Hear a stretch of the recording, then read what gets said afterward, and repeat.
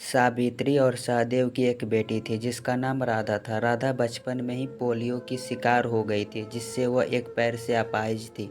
सब लोग उसे दया की दृष्टि से देखते थे और अपने माँ बाप की बहुत ही लाडली थी। उसके माँ बाप उसकी आंखों में कभी आंसू नहीं आने देते थे। राधा अपाहिज जरूर थी लेकिन सभी कामों में कुशल थी। स्कूल में वह सभी अध्यापकों के प्रिय थी। एक दिन सावित्री बोली, सुनो जी, राधा 12वीं पास हो गई है। हमारी बेटी दिव्यांग है, उसके लिए भी लड़का ढूंढना पड़ेगा। लगता है उसकी शादी में बहुत मुश्किलें आएंगी, इसलिए अभी से ही लड़का ढूंढना शुरू कर दो। सहदेव, हाँ सावित्री, सही कहती हो। राधा कितनी सुंदर और स्वर्ण गुण संपन्न है, लेकिन पैर की वजह से मेरी बेटी की ज़िंदगी खराब हो गई है। राधा ने अपने माँ बाप की बात सुन लेती है। वह पास आकर बोलती है, पिताजी, क्या मैं आप सब पर बोझ हूँ? मेरा पैर खराब है, इसका मतलब ये तो नहीं कि मैं किसी पर आश्रित रहूंगी। फिर कैसे हुई मेरी ज़िंदगी खराब? सावित्री बोली, मन छोटा मत करो बेटी। किसने कहा कि तू बोझ है? तू तो हमारी आंखों की तारा है। राधा बोली, माँ, मैं पढ़ाई के साथ कुछ काम भी करना चाहती हूँ ताकि मैं खुद पर निर्भर रह सकूँ। राधा की पढ़ाई पूरी हो गई और उसके पिता सहदेव राधा के लिए लड़का ढूंढने लगे। राधा के लिए राहुल के घर से रिश्ता आया। राहुल गैस की फैक्ट्री में काम करता था। राहुल अपनी माँ कविता और अपने पिता जी शंकर के साथ राधा को देखने उसके घर आया। शंकर, अरे बेटा, लड़की का तो पैर खराब है।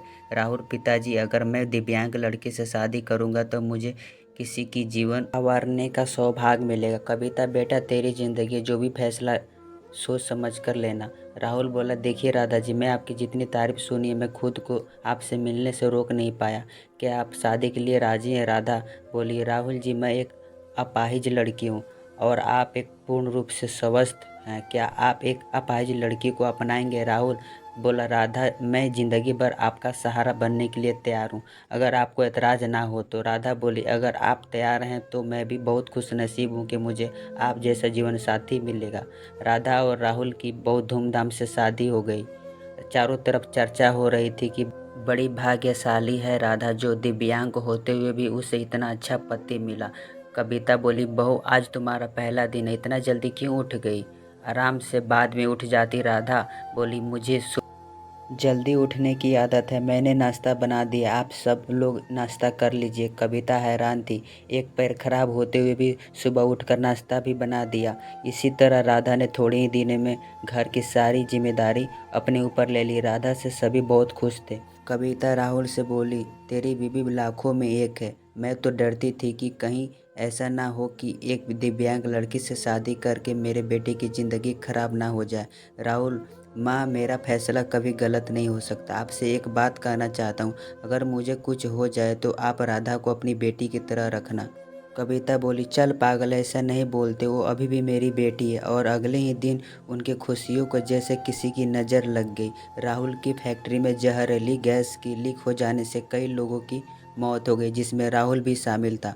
जब ये खबर राहुल के घर पहुंची तब घर में हाहाकार मच गया, लेकिन राधा तो जैसे पत्थर सी हो गई थी, खामोश, उसकी आंखों में आंसू नहीं थे। वह राहुल को यूं फटी आंखों से देख रही थी। कुछ औरतें ने उसे हिलाते हुए कहा, बहू, रो ले, देख राहुल को, वह मर गया, अगर रोएगी नहीं तो तू पागल हो जाएगी, तू विधवा हो गई है। विधवा? इस तरह की बातें सुनकर राधा फूट फूट के रोने लगी। राधा रोते हुए बोली, उठो राहुल, आंखें खोलो, मैं अकेले किसके सहारे जीऊंगी? अभी तो मैंने तुम्हारे साथ कुछ ही दिन गुजारे थे, फिर तुम मुझे कैसे अकेला छोड़कर चले गए? राहुल का अंतिम संस्कार हो गया और राधा के अरमानों का भी। कविता, रे बहू, सफ़ेद साड़ी क्यों पहनी तुमने? राधा, माँ, सबने मुझे कहा कि तेरे जीवन का सब रंग राहुल के साथ ही चले गए, अब मुझे सफ़ेद साड़ी ही पहननी है। कविता, नहीं बेटी, तुम हमारे दुख को और मत बढ़ाओ, आज से तुम कभी भी सफ़ेद कपड़े नहीं पहनोगी। हफ्ते महीने यूं गुजर गए। सावित्री और सहदेव राधा को लेने के लिए आए। सावित्री, मेरी बेटी का जीवन तबाह हो गया, पूरी ज़िंदगी अकेले कैसे गुजारेगी, इसलिए हम उसे अपने साथ ले जाना चाहते हैं।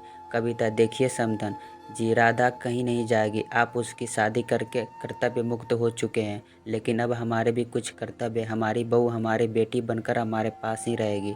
ये कहते ही कविता ने राधा को गले लगा लिया। शंकर, हाँ समधी जी, कविता सही कह रही हो, हम राधा को आगे बढ़ाएंगे और किसी लायक बनाएंगे, आप चिंता मत करना, हम अपनी राधा को पलकों पर बैठा कर रखेंगे। राधा बोली, माँ, बाबूजी, राहुल इकलौते बेटे थे, अब वो नहीं है तो ऐसे में मैं कैसे इनको छोड़कर चली जाऊं? ये सही नहीं है। मैं इनके पास रहकर इनकी सेवा करूंगी। राधा के माँ बाबूजी चले जाते हैं। अब राधा अकेली थी। उसने सारा ध्यान पढ़ाई में लगाया। एक दिन उसकी मुलाकात एक अर्जुन नाम के लड़के से हुई जो समय समय पर राधा की पढ़ाई में मदद करता था। अर्जुन राहुल के पिता के दोस्त का सबसे अच्छा बेटा था। काम के सिलसिले से राहुल के पिता के पास आना जाना लगा रहता था। अर्जुन एक इंजीनियर था और बड़ा ही सुशील स्वभाव का संस्कारी लड़का था। आसपास की औरतें बातें बनाने लगी। एक औरत बोली, अरे देखो कैसी विधवा है, ये सफ़ेद साड़ी नहीं पहनती, पति का जरा सा भी दुख नहीं है। तो दूसरी बोली, बन संवर कर कॉलेज जाती है, बेचारे कविता और शंकर का तो बुढ़ापा खराब हो गया। तीसरी औरत ने कहा, पहले इस लड़के का घर में आना जाना ठीक था, लेकिन अब राहुल नहीं है तो इसे जवान विधवा बहू के घर नहीं आना चाहिए। लेकिन राधा को किसी की बातों का कोई फर्क नहीं पड़ता क्योंकि उसके सास ससुर उसके साथ थे। कविता जब इतनी अच्छी बहू के लिए लोगों के ये ताने सुनती तो वो बहुत ही गुस्सा हो जाती और रोने लगती थी। राधा ने अपनी मेहनत से बीए कर ली और विकलांग कोटे में वह एक शिक्षिका के रूप में नियुक्त हो गई। कविता, सुनो राहुल के पापा, हमारी राधा अब एक टीचर बन गई। लोग ना जाने उसे कैसे कैसे ताने देते हैं। हमें अब उसकी शादी कर देनी चाहिए। शंकर, सही कह रही हो कविता, राधा विधवा है, अनाथ नहीं, जो लोगों की उल्टी सीधी बातें सुनेगी। हम अपनी बहू की शादी धूमधाम से करेंगे। राहुल के पिता ने जब अपनी बहू के रिश्ते की बात जब कुछ लोगों से की तब लोग कहते, अरे शंकर तू पागल तो नहीं हो गया, विधवा बहू की शादी करना चाहता है तू? शंकर बोला, हाँ मैं उसकी शादी करना चाहता हूँ, उसकी ज़िंदगी से विधवा शब्द हमेशा के लिए मिटाना चाहता हूँ। तभी अर्जुन ने आकर के कहा, अंकल अगर आप मुझे राधा के काबिल समझो तो मैं आपके बहू से शादी करने के लिए तैयार हूँ। शंकर बोला, अर्जुन तुम? अर्जुन बोला, हाँ मैं। राधा के ससुर कहने लगे, मुझे यकीन नहीं हो रहा है कि मेरी बेटी तुम्हारे जैसा होनहार लड़का पसंद करेगा। मुझे तुम पर गर्व है, मैं ये शादी के लिए तैयार हूँ बेटा। तभी शंकर घर आकर राधा से कहता, राधा बेटी तुम जानती हो मैंने हमेशा तुम्हें अपनी बेटी से भी बढ़कर माना है। मैं चाहता हूँ कि तुम्हारी ज़िंदगी के अधूरे सपने को पूरा करूँ। मैं तुम्हारा शादी अर्जुन के साथ करना चाहता हूँ। तुम्हें कोई इतराज़ तो नहीं है? राधा बोली, पिताजी राहुल की जगह शायद ही मैं किसी को दे पाऊँ, लेकिन आपने जो मेरे लिए किया वो कोई कर नहीं सकता। आपका फैसला मेरे सर आँखों पर, जैसा आप कहें मुझे मंजूर है। और फिर राधा और अर्जुन की धूमधाम से शादी हो जाती है और अब सब खुशी खुशी रहने लगते हैं। उम्मीद करता हूँ आप सभी को कहानी पसंद आई होगी। इस कहानी पर आपकी क्या राय है कमेंट करके ज़रूर बताइए। लाइक कमेंट शेयर करना बिल्कुल ना भूलिए। चैनल को ज़रूर सब्सक्राइब कीजिए और कहानी देखने के लिए बहुत बहुत धन्यवाद।